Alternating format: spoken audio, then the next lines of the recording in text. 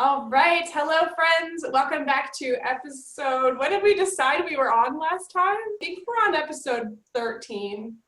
That could be wrong. That's okay. I'm Dr. Abby. Dr. Liz is on vacation this week. Lucky duck. So you guys are stuck with just me, and we are so excited to have Melissa Rivera come back. You ready, Melissa?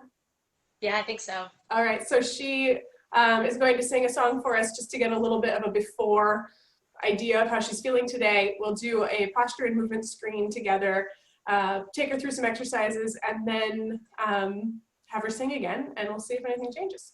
All right, so we'll let you sing along.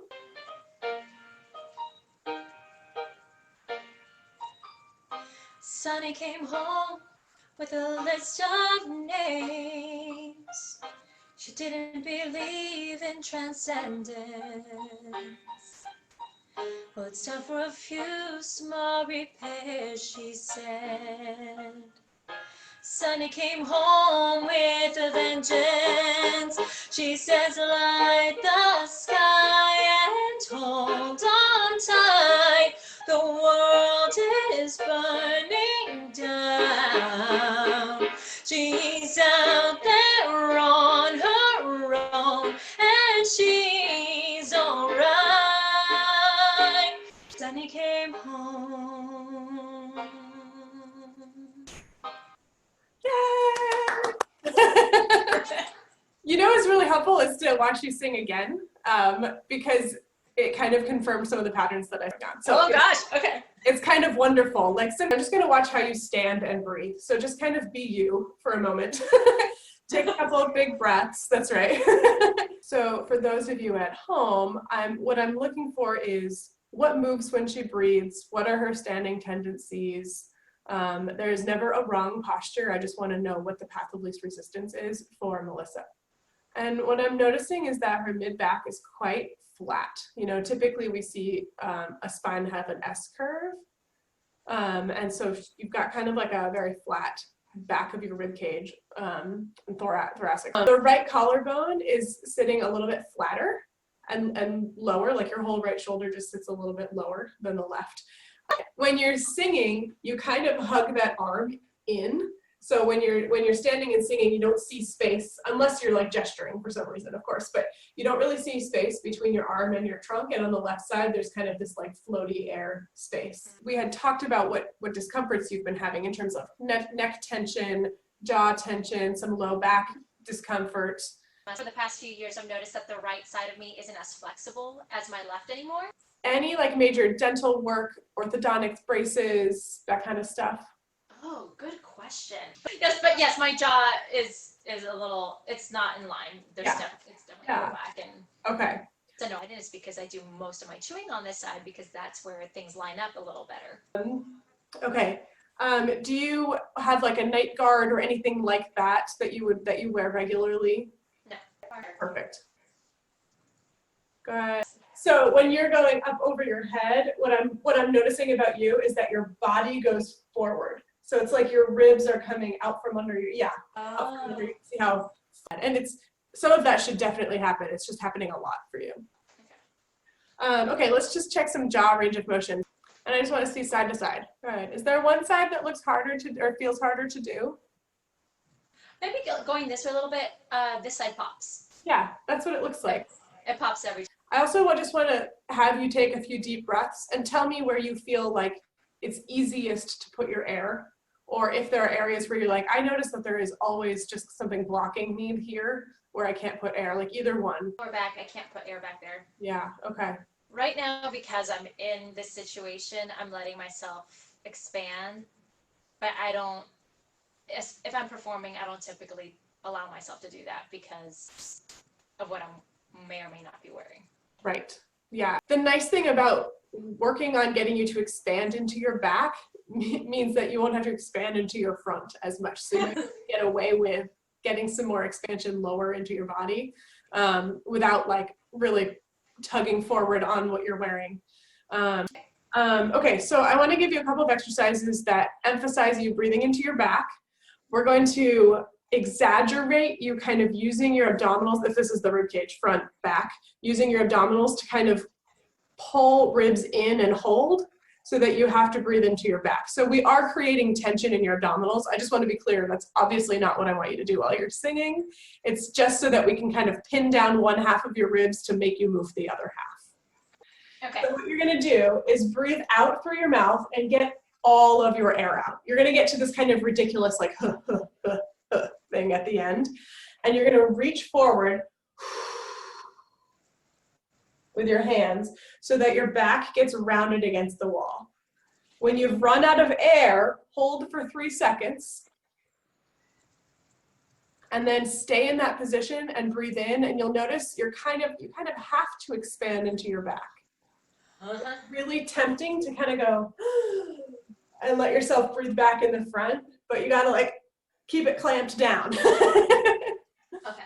Okay, so we'll do 4 or 5 breaths like, all right, so you're gonna exhale out through your mouth. Ribs will drop down and in together in the front, which will allow your diaphragm to dome back up into a full exhalation position. By keeping your ribs in the front by using your obliques, when you go to breathe in, your diaphragm will come back down, but you'll have to expand into the back half of your rib cage.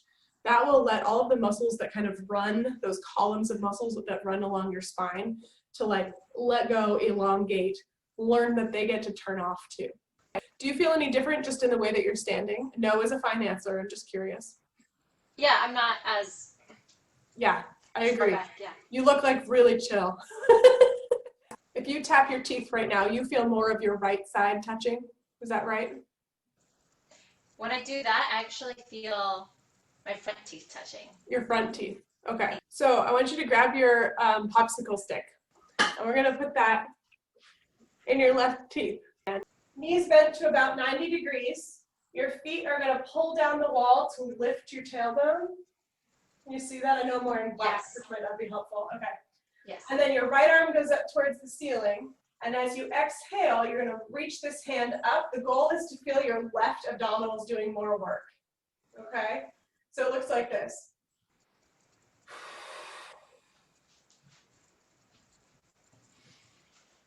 And it's the same as the old exercise where you reach, pause for 3 seconds, hold that position while you breathe in through your nose, and then breathe out and reach further. Okay. Got it? All of this exercise is to make your left obliques work while you exhale to get you out of that right collarbone dropped lower position. We're trying to rotate you to the other side. Okay. Okay? Good, and then take a break. Kind of crazy, right? Yeah. Yeah. So just to kind of talk through why I picked that exercise for you, if you do most of your chewing on the right side and your shoulder blade and whole shoulder girdle sits a little bit lower with that rib cage, those are all really normal things to happen if you happen to be standing on your right leg. Now what happens is, for whatever reason, injuries, motor patterning, things that you've learned in your life, people go, okay, I'm really good at the right, I'm gonna stay there, and then you just live there. When we walk, our rib cage should go back and forth. And if they don't, then you get very short in the front on the right and very long on the front on the left. And that's going to change how much your diaphragm can move to move your air. So you may end up working harder up here to move your air because you don't have as much like variety here. And especially for you, you have to be able to dance. I mean, I saw that video of the role that you're playing next. You have to be able to move. So if you don't have that in your rib cage, then the ease that you get is going to only be there when you're standing on your right foot. Right, okay. It's like half the time. Right. Yeah, so what we're trying to do is give you sensory input, your left abs turning on, and a feeling of a bite on the left that would be normal for you to stand on your left and then make yourself work there so that your ribs can learn to move in that direction and have your diaphragm go up and down in that position.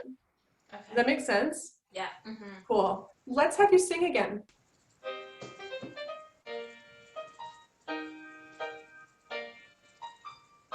Sonny came home with a list of names. She didn't believe in transcendence. Well, it's time for a few small repairs, she said. Sunny came home with a vengeance.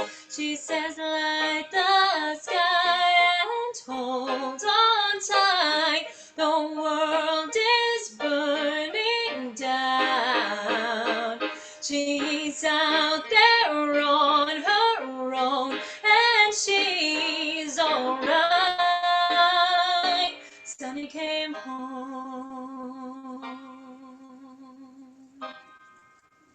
Woo! How'd you feel? I had more air. Yeah.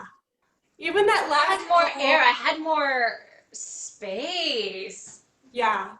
I wish Liz was here because she would have the language to describe it, right? I'm over here like, you sounded good. But to me, you sounded like you had more control, and control's too much of, again, I wish Liz was here. You had more choice. Like even that last home, that hold, it was almost like, oh, I could keep going. Right, yes. I think in general, there was just more access to the breath, more access to my body, more, okay, you know when you're playing a video game and you can't go past a certain level because you haven't, everything's still blocked off, so you have to, like, I don't know, get a certain token or beat something in order to get to the next level. I feel like that's what I just did. I somehow was able to go through the wall and access that extra space.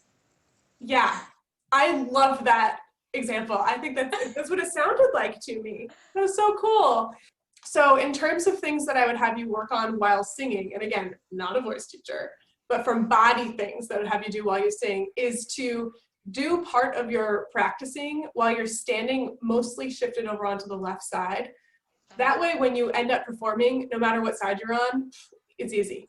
One more time? Yep. So you've got weight in your heel, soft knee, relaxed sternum. Good. Pull your left hip behind your right. And I'm mirroring you because I'm watching you. There you go. So the cue I often give people is if you're wearing jeans, the zipper of your jeans is pointing to your left foot. Yeah. Mm-hmm. Good. And then keep your shoulders on square. So bring your, yep, good. And drop your left shoulder. You're like, how? Oh, yeah. There's a pop in my back. Oh. Yeah, your body's like, what now? Yeah, so yeah. this is what you kind of looked like in an exaggerated way when you were standing on 2 feet to the other side.